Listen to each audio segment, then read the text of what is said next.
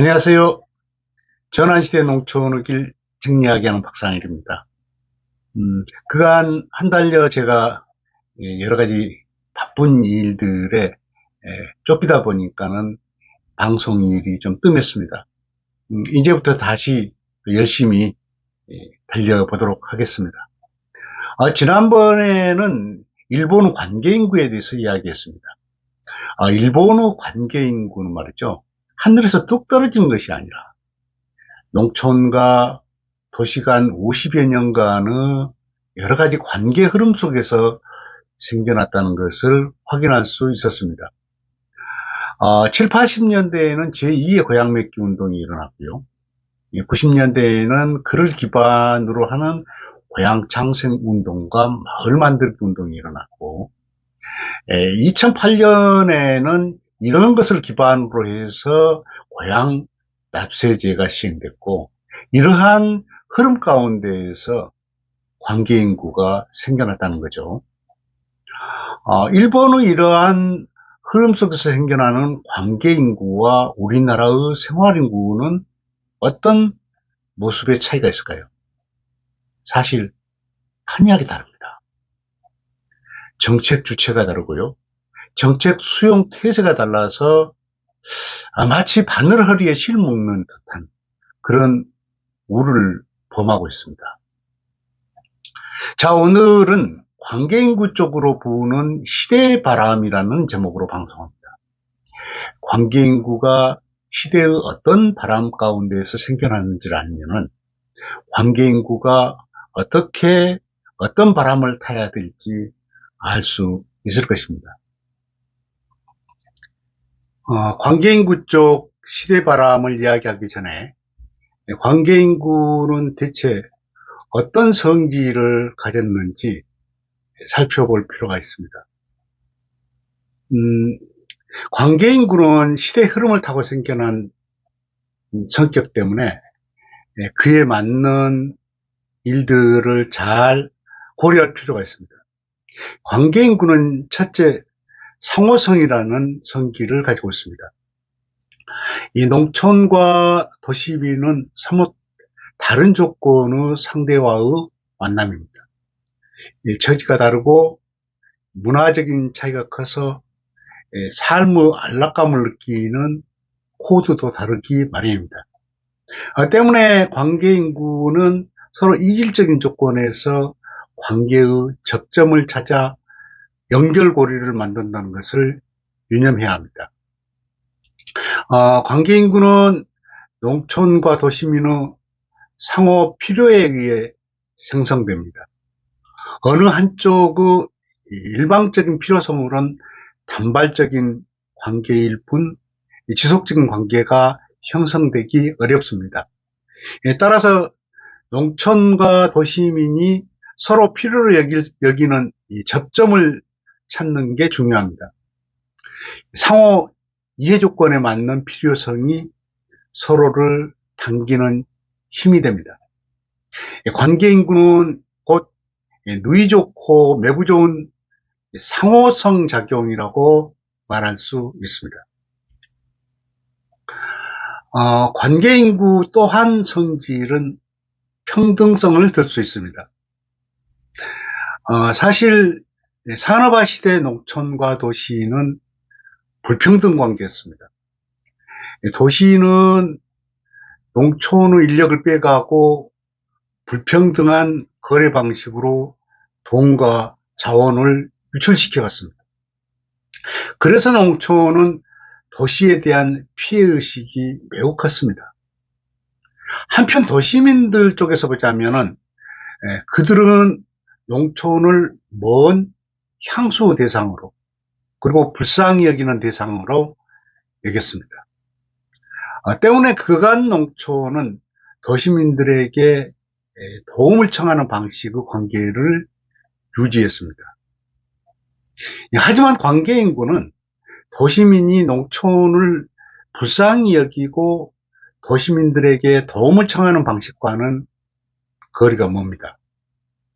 관계인구는 농촌과 도시민들이 서로 유익을 누리는 관계 속에서 싹틉니다.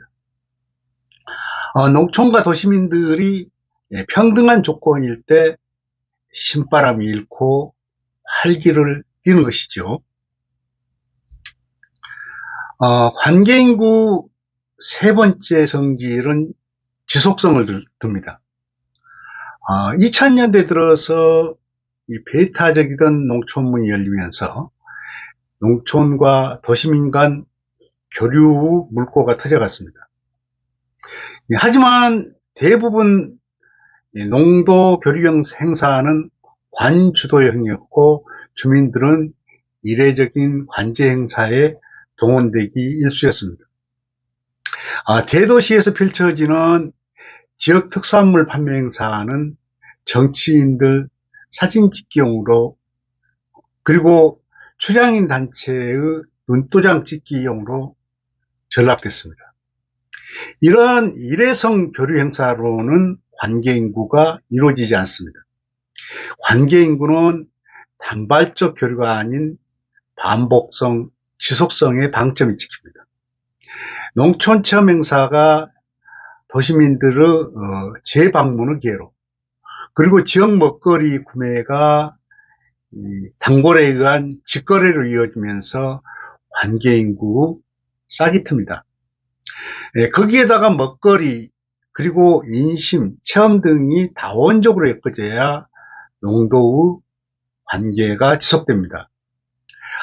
결국 관계인구는 이익의 관계에서 유익의 관계로 그리고 생활의 보람을 주고받는 관계로 발전되면서 지속성이 커지게 됩니다.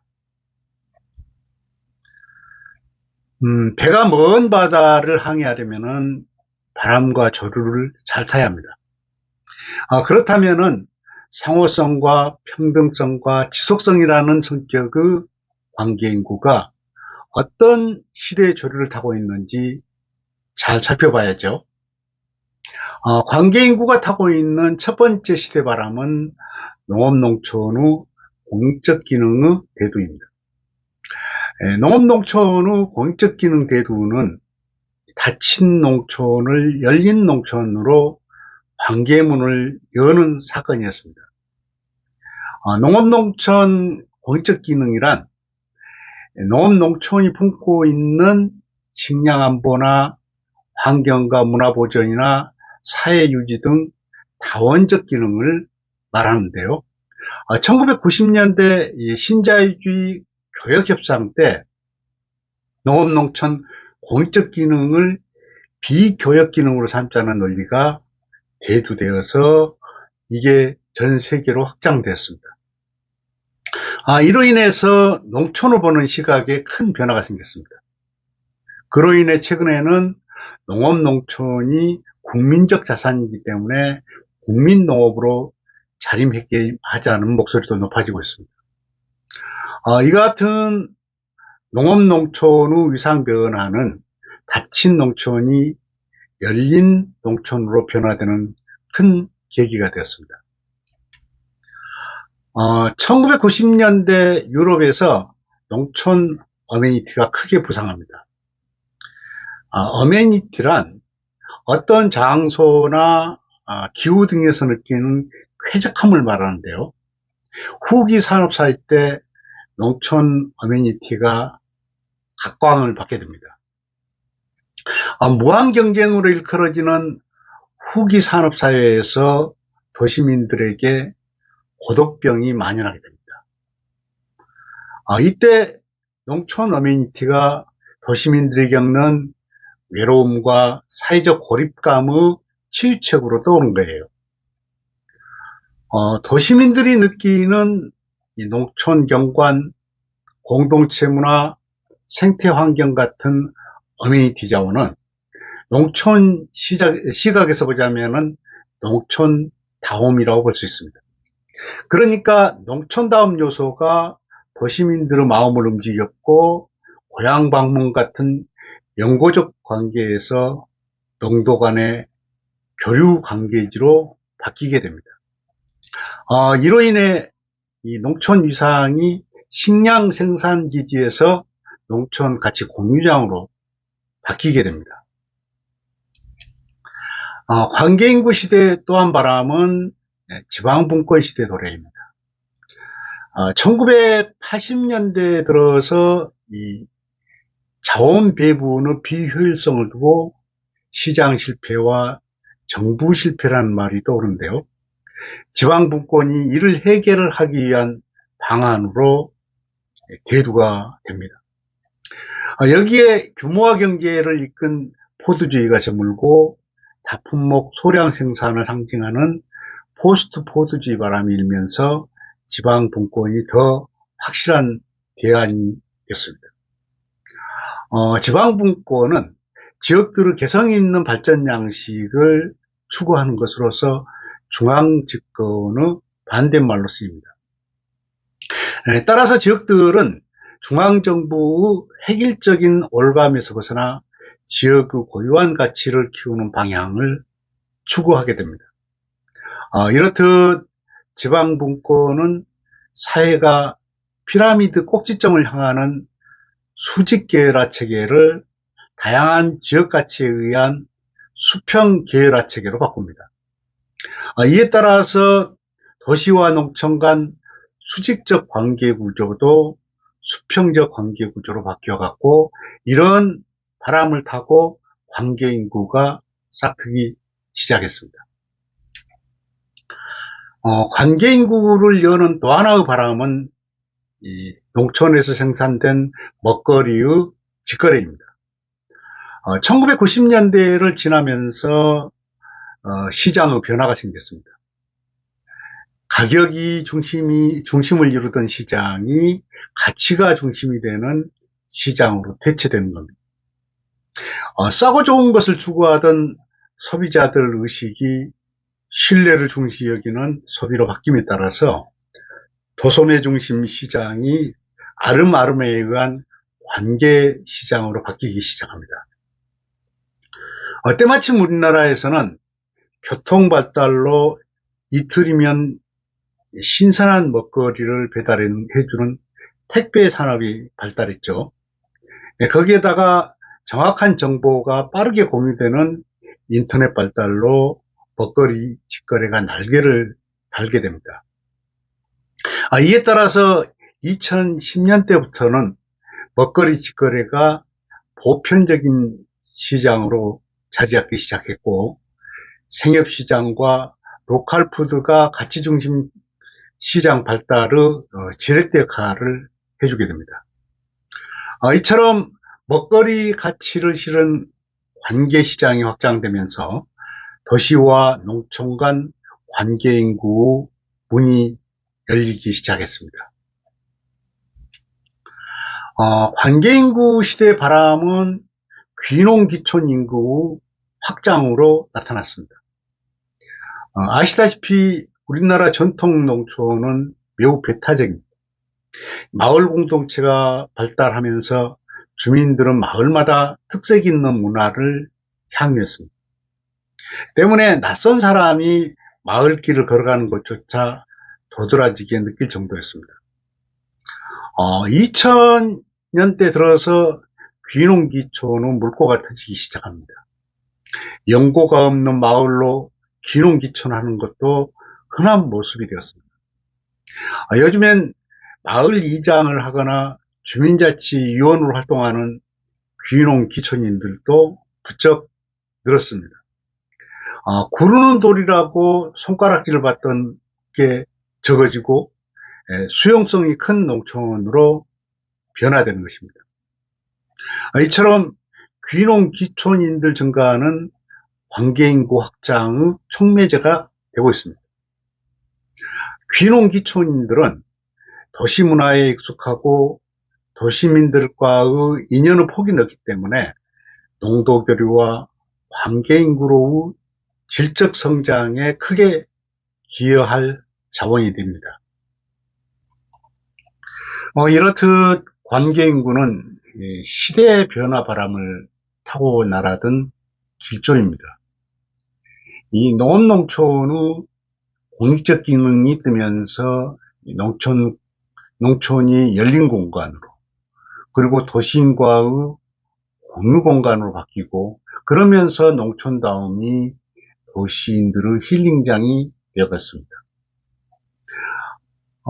지방분권 시대 바람은 농촌의 다양한 가치를 증식시키고 도시와 농촌의 공생관계의 새로운 끈이 되어졌습니다. 이 다품목 소량 생산과 가치 소비 바람이 불면서 농촌에서 생산된 먹거리가 관계시장 훈풍을 타고 있고요. 귀농 기촌인들의 증가는 농촌의 수용성을 키우고 관계인구 튼튼한 가교로 성장하고 있습니다. 아무리 훈풍이 불지라도 궁합이 맞지 않으면 헛방을 치기 마련입니다. 그런 점에서 농촌이 관계인구와 궁합을 잘 맞추려면 이 관계인구 세 가지 특성을 잘 알아야 합니다. 관계인구는 농촌과 도시인의 상호 필요성에 의해 생성되는 상호성이라는 성질을 가지고 있습니다. 두 번째 성질은 평등성인데요. 관계인구는 도시인과 농촌이 수직적 관계가 아닌 더불어 유익을 누리는 수평적 관계에서 활성화됩니다. 세 번째 성질은 지속성입니다. 농촌과 도시인이 상호 이익 관계에서 유익적 관계로 그리고 보람의 관계로 발전되는 가운데 관계의 지속성을 담보할 수 있습니다. 오늘 이야기는 여기까지입니다. 다음번에는 관계인구 세 번째 방송, 농촌 농업을 보는 도시인들의 시각이 달라졌다라는 제목으로 찾아뵙겠습니다. 경청해 주셔서 감사합니다.